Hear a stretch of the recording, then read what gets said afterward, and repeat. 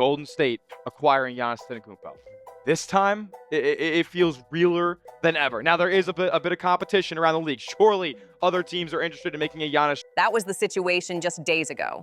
Rumors everywhere, nonstop speculation, endless what-ifs that had been floating around the league for years, always close but never real enough to touch. But now it's finished. It's done.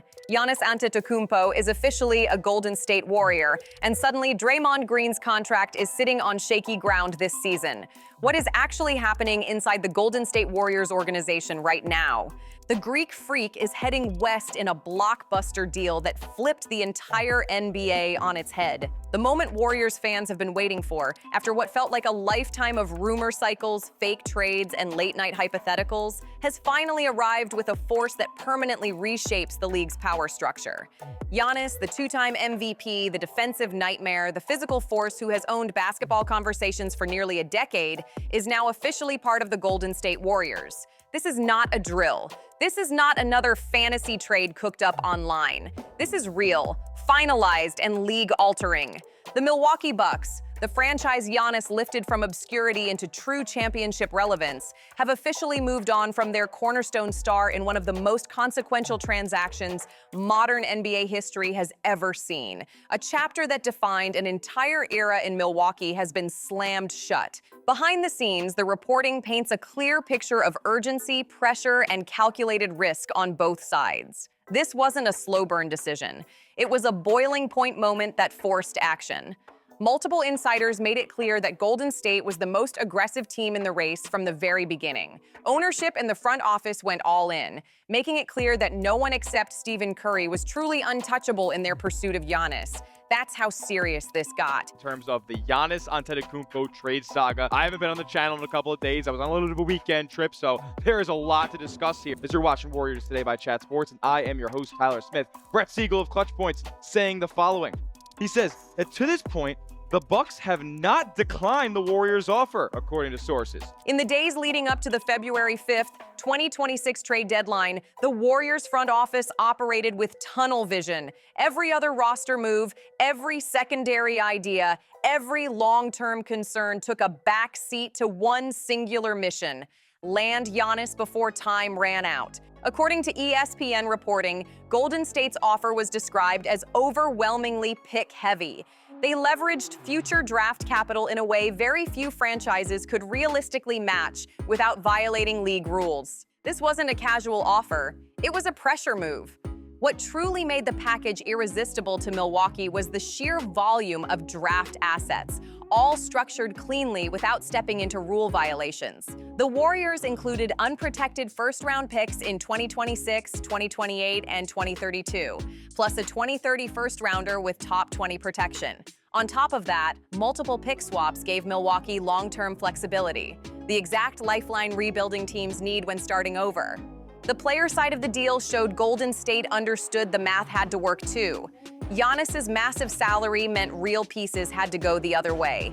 Jonathan Kuminga, the high-upside forward viewed as Golden State's most promising young talent in years, became the centerpiece heading to Milwaukee. He was joined by Brandon Podziemski and Moses Moody, players offering a mix of upside, depth, and immediate contribution potential. Milwaukee's front office reportedly viewed the combination of young players and draft capital as the cleanest possible reset. The realization had set in that their championship window with Giannis had effectively closed, and this deal finally gave them a foundation to pivot forward instead of drifting. Timing played a massive role in all of this. Giannis had been dealing with calf and ankle issues that sidelined him for several weeks, putting Milwaukee in an uncomfortable position. Watching their franchise star sit while playoff hopes slipped away created pressure that couldn't be ignored. Behind closed doors, frustration had been building on both sides. Giannis questioned the team's direction, while the front office questioned long-term viability. Eventually, that tension reached a breaking point where trade talks became inevitable rather than optional. Golden State wasn't alone in the chase. Several teams made serious pushes in the final days. Miami offered a balanced package featuring Tyler Herro, Kel'el Ware, Terry Rozier's expiring deal, and future first-round picks in 2030 and 2032. Minnesota explored a player-heavy approach involving names like Jaden McDaniels, Naz Reid, and Rob Dillingham. Even the Knicks stayed in conversations despite limited draft assets after previous moves. But the Warriors separated themselves. Their aggression, clarity, and asset flexibility gave them an edge other teams simply couldn't match. While rivals struggled with salary complications or multi-team trade gymnastics, Golden State presented one of the cleanest two-team paths on the table. And that could cause some tension up in Milwaukee. Now, the problem is that the Bucks can't risk Giannis tearing his Achilles. He's dealing with the calf stuff. He's on the shelf right now. So who would that leave out? Yep, Draymond Green would be the one that ends up getting traded. It's the only way. Like, the Warriors just don't have the money on their books. They're not trading Steph. If they're not trading Jimmy, then the only other name that could go is Draymond Green. Milwaukee's decision to act before the deadline rather than gamble on summer offers came down to risk management. The known value of Golden State's package outweighed the uncertainty of waiting. Injury concerns, locker room strain, and shifting league dynamics all pushed the Bucks toward pulling the trigger now. And just like that, the NBA landscape changed overnight. Inside Milwaukee Bucks, things had quietly fallen apart. The basketball operations side knew stretching this situation any longer made zero sense. Everyone saw where it was heading, and delaying the inevitable only made the damage worse. Giannis Antetokounmpo reportedly had no interest in sitting out the rest of the season. That put him directly at odds with a front office that needed him sidelined, partly for recovery reasons, but also because winning games actively hurt their long-term plans. That clash of priorities lit a fuse that burned fast. This disconnect between player and organization sped everything up in a way that clearly favored aggressive suitors like the Golden State Warriors. Golden State showed up with deals ready to execute immediately, while Milwaukee faced an uncomfortable truth: every win pushed them backward. Because of how their draft obligations were structured, the Bucks owned the worst of their own first-round pick and the Pelicans' first-rounder. That meant each victory damaged their draft position and weakened their future asset pool. Add that to the cost of trading away a franchise star, and the math became ugly fast. And that's where the Draymond dilemma took center stage. The move that brought Giannis to the Bay demanded a sacrifice many Warriors fans never thought would actually happen. Yet here we are, staring at the end of an era that defined Golden State basketball for over a decade. Draymond Green, the emotional engine of 4 championship runs, the defensive backbone of the famous small ball lineups, and the voice that held the locker room together through chaos and glory alike, became the pivot point that made this deal work. The league's salary cap rules left little room to maneuver. Once Golden State committed to keeping Jimmy Butler as part of the post-trade vision, the equation became painfully simple. Butler's massive contract aligned closely with Giannis's salary, forcing the Warriors into a binary decision.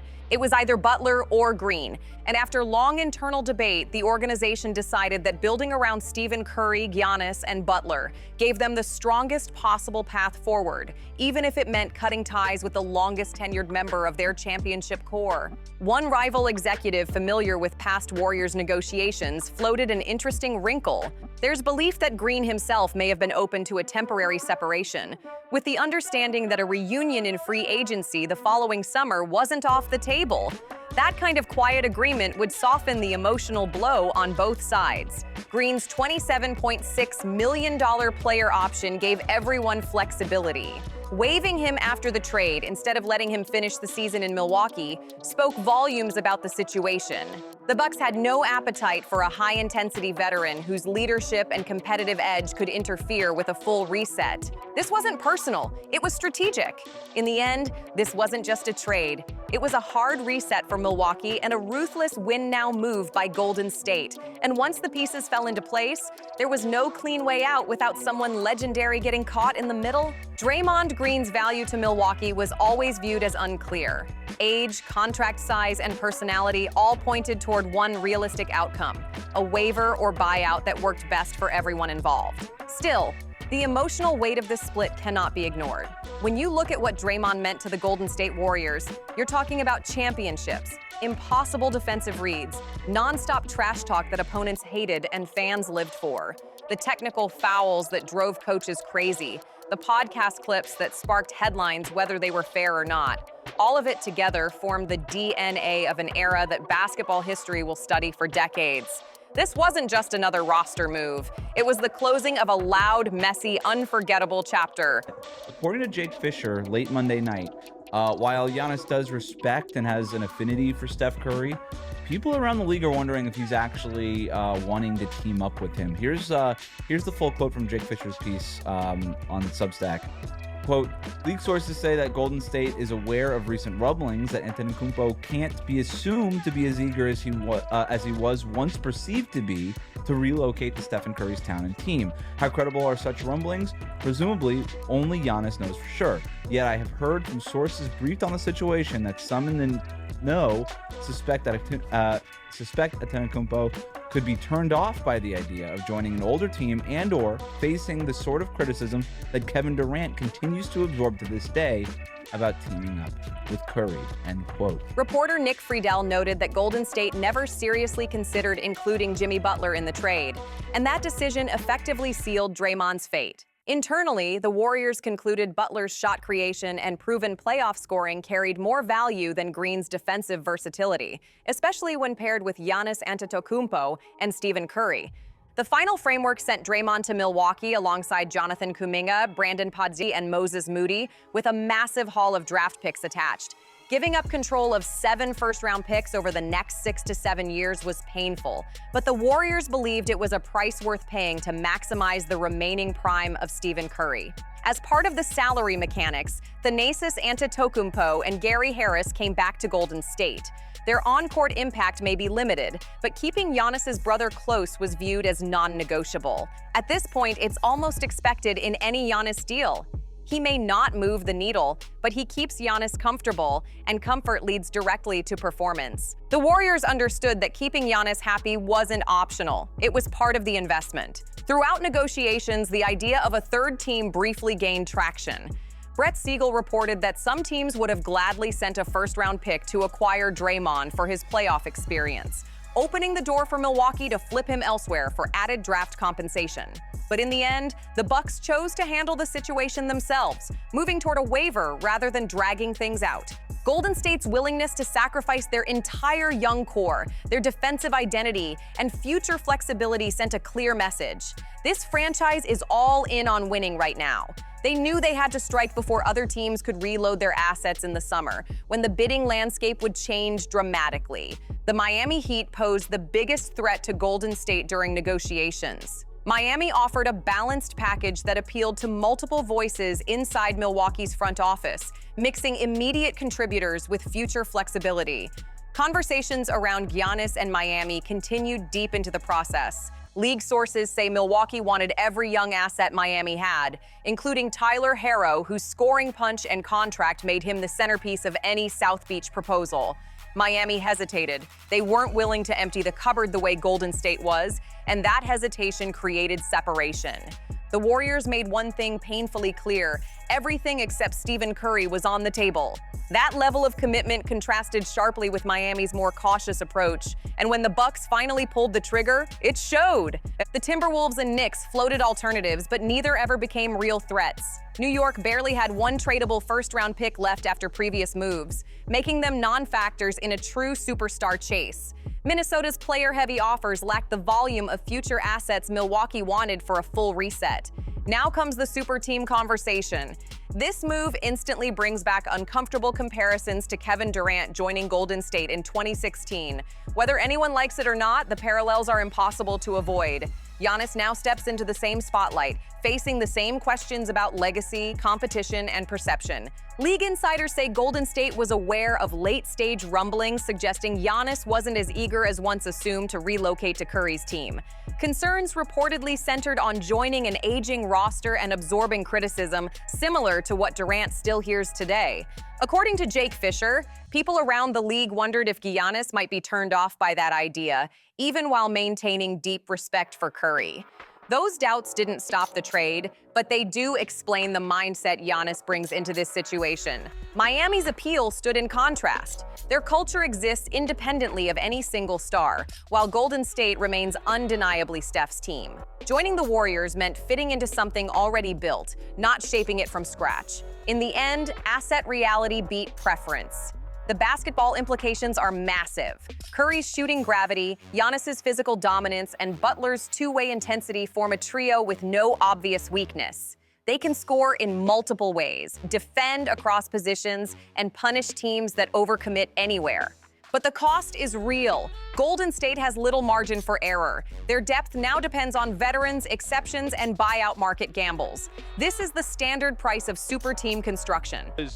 The difference between the Warriors and a lot of teams that are making offers for Giannis at this point is that the Warriors do have that treasure trove of first-round draft capital. Other teams don't. And when the summer hits, a new year becomes unlocked in terms of tradable draft picks.